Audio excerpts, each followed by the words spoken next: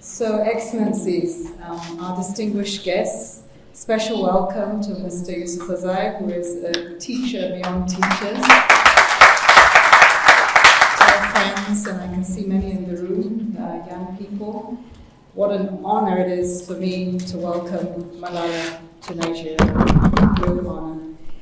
She may not be from here, but it really does feel like a homecoming, and I can tell you that as we visited the Vice President, who knows probably more about Malala and says it in every word that he speaks about, all the way to her family, her village, her school. You really began to feel that yes, Malala is one of us. I consider Malala not just as a daughter, because I probably could have given birth to her, but also as a sister. And I'll say, as some of my friends would, when you really do and are inspired by a young person, you'll say, I want to be like you when I grow up.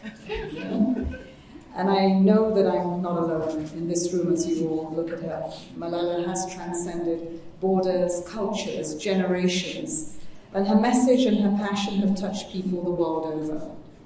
I'll never forget 10 years ago when she was in the UN, a young girl who rose to the podium at the UN and declared to the world in the strongest of voices, I have to tell you, and really clear. And she said that one child, one teacher, one book, one pen can change the world. You should have been there, and I think that it's no mean statement to say that the palpable electricity in the room could have powered all of Nigeria at the time. But what's more important is that Malala has lived those words every day, and I saw that in Borno State yesterday. We went to Maiduguri. Not the first time that she's been there, but if you see the progress and the first time she was there, and the leadership that we've seen from civil society, from women, from the governors, the two governors now on the vice president, it has been amazing. And it has been through the work of her foundation. They're not just to Borno, but many visits around the world, her powerful and eloquent advocacy for quality education for every girl, but she's also talked about the boys, because we are about equality. Malala and the UN know that this is not a wish, it's not a dream, but it's a fundamental human right, and we must all make it right for everyone and real for everyone in their lives, leaving no one behind. Leaders at every level have to heed Malala's words and back that up with investments in education, and they need to do that now, or if we were to say yesterday would have been good. But it's especially for the 129 million girls that are not enrolled in school today, and for all those that are striving to overcome the barriers to quality and safe education and all forms of discrimination, including the brave girls of Nigeria. So, dear friends, this young voice in the mountains of Pakistan has dared us to imagine.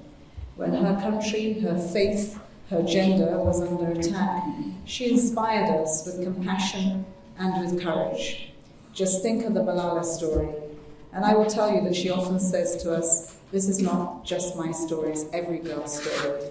But I don't know many that were shot on their way to school and left for dead deliberately because they stood up for education. And by some miracle, and we all know that the Almighty had a purpose for her, she recovered. And when she was asked what she'd say to the shooter, she replied with another miracle. She said she would tell her would-be killer, I want education for your children as well.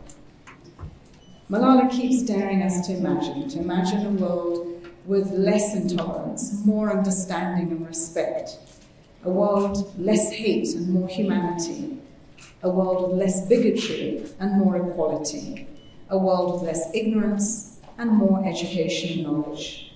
Malala was perhaps the most famous student in the world. And she has gone on to teach all of us. Nobel Peace Prize winner, a UN Messenger of Peace, a torchbearer for the Sustainable Development Goals, a sister, a daughter, inspiration. Malala, welcome home.